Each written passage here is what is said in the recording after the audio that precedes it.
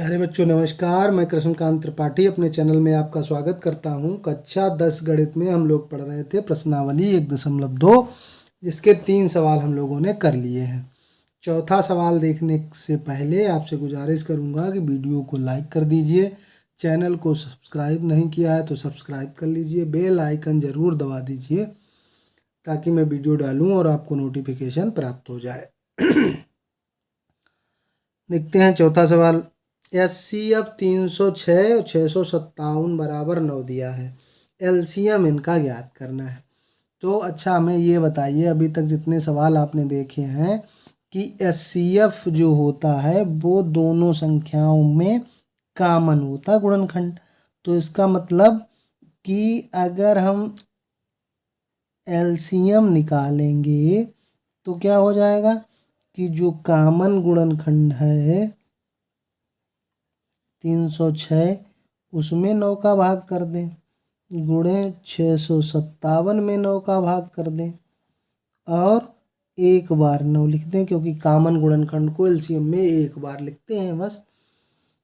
तो 1 9 तो इससे कट जाएगा, 1 9 को काट लें, 9 सत्ते 63 और 9 तिया 27, बस 306 गुणे 73, बस यही हो गया आपका आंसर। इसका गुणा कर लेंगे, इसका गुणा करेंगे, इधर कर लेते हैं। 306 गुणे 73, तिछाक 18 और 3 त्रिका 9, 7 छंग 42, 7 तिया 21, 8 3 9 4 13, 2 22, यानी कि हो गया 22,338। ये हो गया हमारा आंसर। ट्रिक पसंद आई है तो जल्दी से चैनल को सब्सक्राइब करिए और वीडियो को लाइक करिए। अगला सवाल है, जांच कीजिए कि क्या प्राकृत संख्या n के लिए संख्या 6 की पावर n अंक 0 पर समाप्त हो सकती है। आप देखो, कोई संख्या 0 पर कब समाप्त होती है? जब उसके गुणनखंड में 2 आवे और 5 आवे, तभी 5 दूना 10 होता है, तब एक 0 आती है। यानी कि संख्या 5 से अवश्य कटेगी अगर जो 0 से पर समाप्त होगी। तो इसका मतलब हम क्या लिखें कि यदि संख्या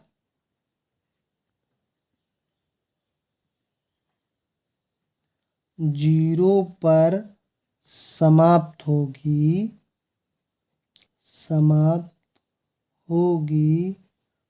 तो वह 5 से अवश्य विभाजित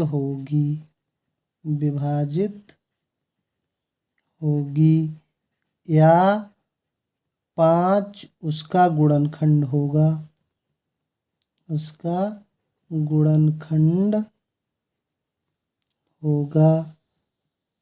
परंतु 6 की पावर n को अगर हम गुणनखंड करेंगे तो 2 गुणे 3 की पावर n हो जाएगा, यानी कि 2 की पावर n या 3 की पावर n।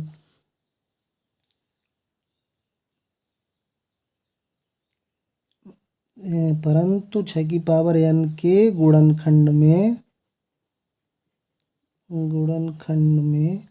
सिर्फ 2 और 3 है, इसलिए पास तो है नहीं, यह संख्या कभी भी 0 पर समाप्त नहीं होगी।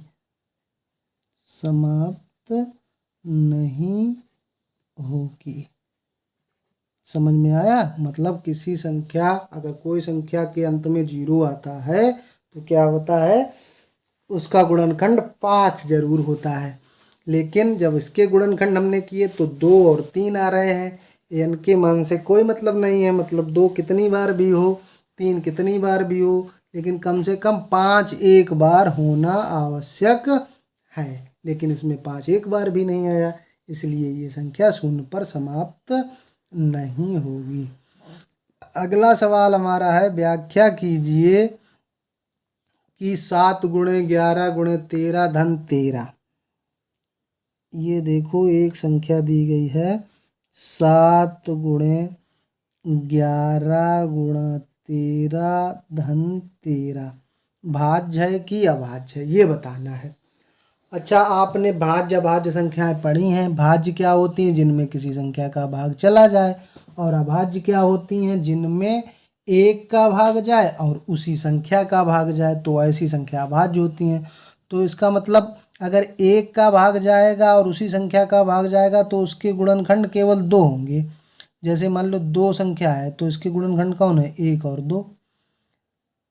अगर अभाज्य संख्या हम ले लें, अभाज्य संख्या हमने ली 5, तो इसके भी गुणनखंड 1 और 5 केवल 1 से कटेगी।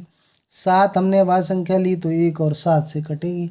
तो इसका मतलब क्या हुआ कि अभाज्य संख्या के सिर्फ 2 गुणनखंड होते हैं और भाज्य संख्या के 2 से अधिक गुणनखंड होंगे। तो देखते हैं इसमें 2 से अधिक गुणनखंड हो जाएंगे क्या। देखो 13 तो हमें कॉमन मिल रहा है दोनों जगह। 7 गुणे 11 बचा और यहाँ पे बच गया 1, 13 का भाग दे दिया। तो ये हो गया 13 गुणे 11 77 1 78।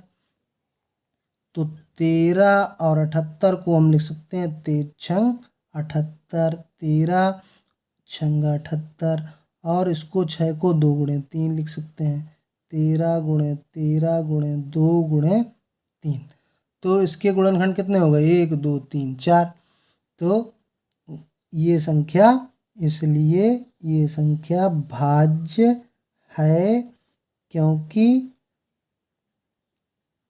इसके गुणनखंडों की संख्या, गुणनखंडों की संख्या 2 से अधिक है। जब गुणनखंडों की संख्या 2 से अधिक होती है तो वह संख्या भाज्य कहलाती है। अगला सवाल हमको इसी प्रकार से दिया गया है, बहुत सरल। 7 6 5 4 3 2, 1 का गुणा नहीं लिखते, 1 का मतलब क्या हुआ? गुणे में कुछ नहीं। अब देखो यहाँ भी वैसे ही 5 कॉमन मिल जाएगा तो क्या बचेगा? 7 गुणे 6 बचेगा, गुणे 4 बचेगा, गुणे 3 गुणे 2 और 5 का 5 में भाग देंगे तो 1 बचेगा। तो ये 1 7 छंग 42, 4 तियो 12 और गुणे 2 धन 1 कर लेते हैं, ये हो गया 5। अब 42 दूनी 84 कर देते हैं, गुणे 12 धन 1। अब इसे कर देते हैं 5 और 5 चौक 48 और 12 अट्ठे 96 और 4 100 धन 1। तो ये हो जाएगा 5 गुणे 1009। अब इसके गुणनखंड देखो, अगर इसके गुणनखंड ना भी हो 1009 के तब भी क्या लिख सकते हैं? गुणनखंड कितने हैं? 2 से तो ज़्यादा ही हैं क्योंकि 1 तो सबका ही गुणनखंड होता है। 1 गुणे 5 गुणे 1009।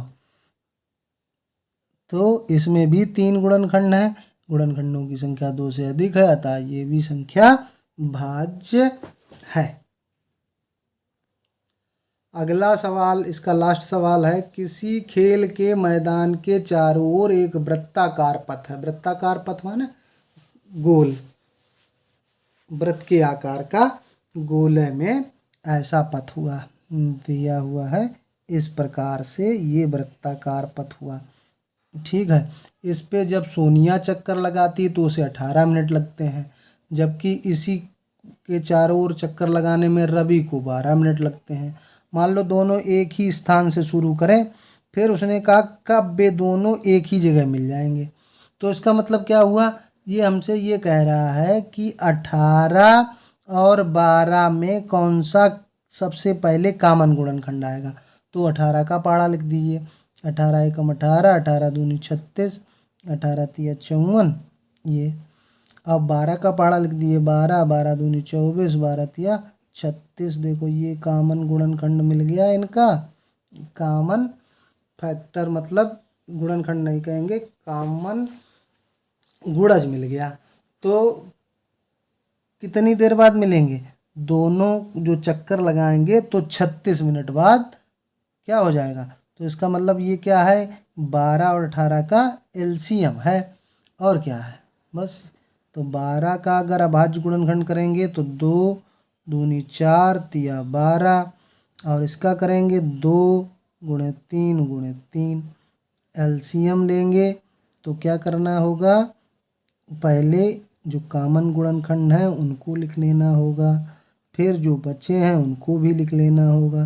2 दूनी 4 तिया 12 तिया 36 मिनट बाद मिलेंगे, दोनों एक ही स्थान पे होंगे। इस तरह से आपकी प्रश्नावली समाप्त होती है। आगे के सवाल अगले वीडियो में देखेंगे। वीडियो देखने के लिए अग्रिम धन्यवाद। दोस्तों के साथ शेयर जरूर कीजिए, चैनल को सब्सक्राइब कीजिए।